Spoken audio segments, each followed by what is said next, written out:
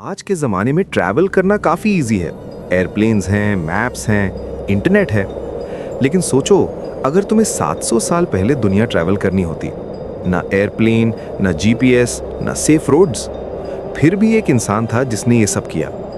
उसका नाम था इब्न बतूता।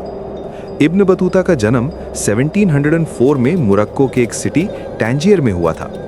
जब वो सिर्फ 21 साल का था, उसने एक डिसीजन लिया जो उसकी पूरी लाइफ चेंज करने वाला था।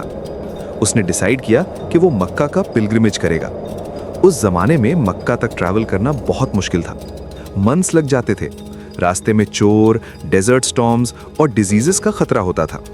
लेकिन इब्न बतूता ने डर के बजाय क्यूरियोसिटी को चूज किया और यहीं से उसकी इनक्रेडिबल जर्नी शुरू हुई। मक्का पहुंचने के बाद नॉर्मली लोग घर वापस चले जाते थे, लेकिन इब्न बतूता ने कुछ और सोचा। उसने डिसाइड किया कि वो दुनिया एक्सप्लोर करेगा और फिर उसने एक सफर शुरू किया जो 30 साल तक चला। अपनी जर्नी में उसने north Africa, middle east, Persia, India, Maldives, China और सेंट्रल एशिया जैसे रीजन्स विजिट किए। उसने डेजर्ट्स क्रॉस किए, ह्यूज माउंटेन्स क्रॉस किए और डेंजरस सीज भी ट्रैवल किए। एक वक्त ऐसा भी आया जब वो दिल्ली सल्तनत में पहुंच गया।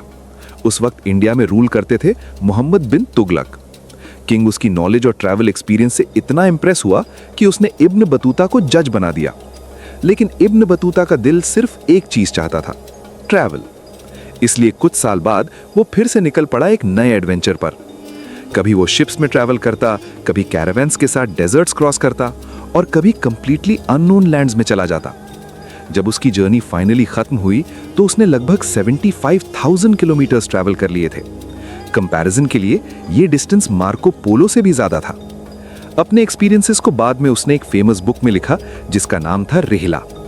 इस बुक की वजह से आज हम उस जमाने की कल्चर्स, सिटीज और सोसाइटीज के बारे में बहुत कुछ जानते हैं। इब्न बतूता की स्टोरी हमें एक सिंपल लेसन सिखाती है। कभी कभी लाइफ का सबसे बड़ा एडवेंचर एक सिंपल डिसीजन से स्टार्ट होता है। एक डिसीजन कंफर्ट जोन से बाहर निकलने का। अगर इब्न बतूता ने उस दिन ट्रैवल का डिसीजन नहीं लिया होता तो शायद दुनिया एक ग्रेट एक्सप्लोरर की स्टोरी कभी नहीं जानती। और इसीलिए कहते हैं, क्यूरियोसिटी ही डिस्कवरी की सबसे बड़ी पावर होती है।